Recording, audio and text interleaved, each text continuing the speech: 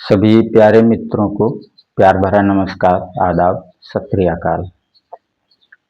मित्रों, हम आप जहाँ भी देखते हैं सत्संगों की भरमार है और सत्संगों में बस एक ही बात अधिकतर समझाई जाती है कि हमें अच्छे कर्म करने हैं, पुण्य कर्म करने हैं और पाप कर्मों से परहेज करना है। साधु संत भी आपको ऐसी सलाह देते हुए मिलेंगे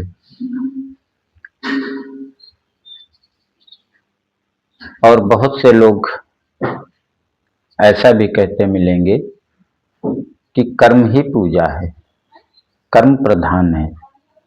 यदि आपका कर्म ठीक है तो आपको किसी पूजा की जरूरत नहीं है, तो आपको सिर्फ अपने कर्मों को ठीक करना है।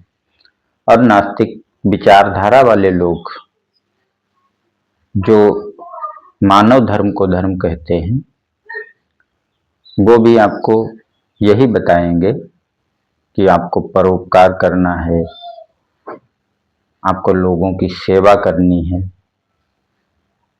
और यही धर्म है। बस इसके अलावा कोई धर्म नहीं है, कोई पूजा पाठ नहीं, सब व्यर्थ है। परंतु आप एक बात बताइए, यदि आपको बुखार आया है,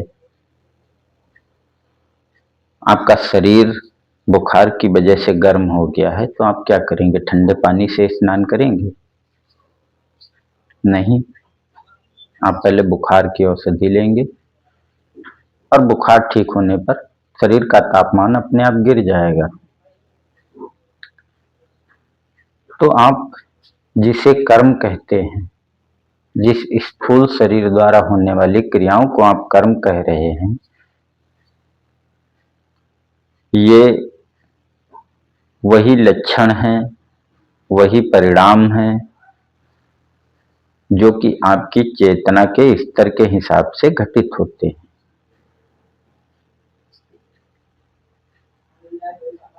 आपकी प्रवृत्ति आसुरी है, आपकी चेतना का स्तर निम्न है, तो आपके कर्म आसुरी होंगे ही होंगे, आपके विचार स्वार्थपूर्ण होंगे ही होंगे, क्योंकि आपके कर्मों का आधार आपके विचार हैं और उन विचारों का भी आधार विचार ही है, वो अहम रूपी विचार जिसे आप अपनी पहचान से जोड़ लेते हैं। उसी मैं और मेरा के इर्द गिर्द सारे विचार घूमते हैं और ये मैं और मेरा एक नहीं होता है, अनेकों हैं। तो उन अनेकों मैं और मेरा के कारण अनेकों विचारों की श्रृंखलाएं जन्म लेती और वही विचार आपके स्थूल शरीर द्वारा होने वाले कर्मों का निर्धारण करते हैं।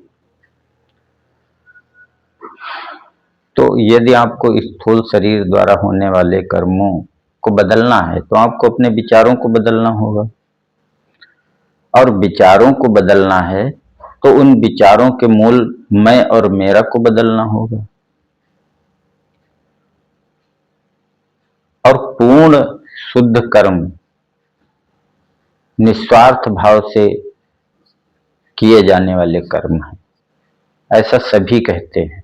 कोई भी धर्म हो, चाहे वो मानव धर्म हो नास्तिक लोगों का, और चाहे कोई ये तथाकथित धर्म हो।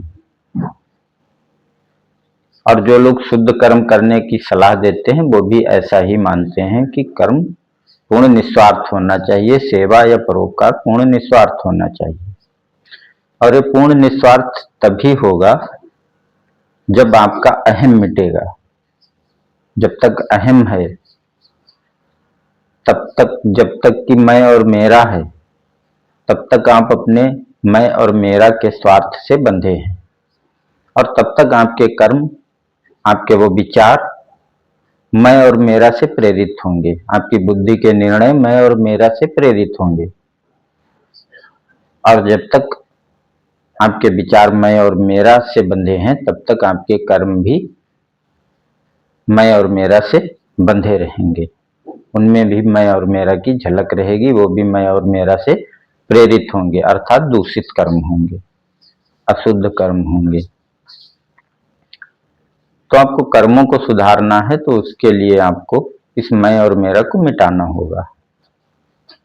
और इस मैं और मेरा को मिटाने के जो उपाय हैं उन्हीं को आध्यात्म नाम से कहा जाता है, और वास्तव में वही धर्म है।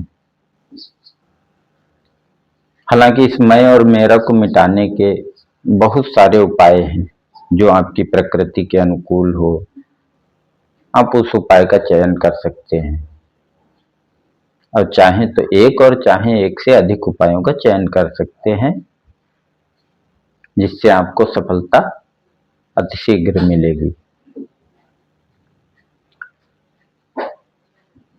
तो यदि आपको अपने कर्म सुधारने हैं तो आपको अपनी चेतना के स्तर को उठाना ही होगा, और उसके लिए आपको आध्यात्म ही करना होगा।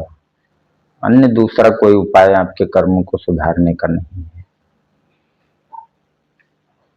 बाकी बहुत से लोग कहते रहते हैं कि अच्छे कर्म करो, बुरे कर्मों से परहेज करो, और आप सुनते रहते हैं, पूरा विश्व सुनता रहता है, और परिणाम हम आप सभी के सामने हैं।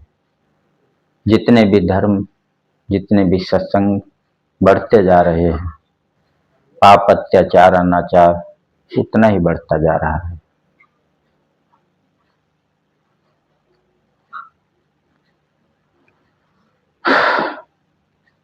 तो आपको यदि पाप से बचना है, यदि आपको पुण्य कर्म करने हैं या शुद्ध कर्म करने हैं, तो उसके लिए सिर्फ और सिर्फ आपको अपनी चेतना के स्तर पर ध्यान देना है, उसकी उन्नति करनी है।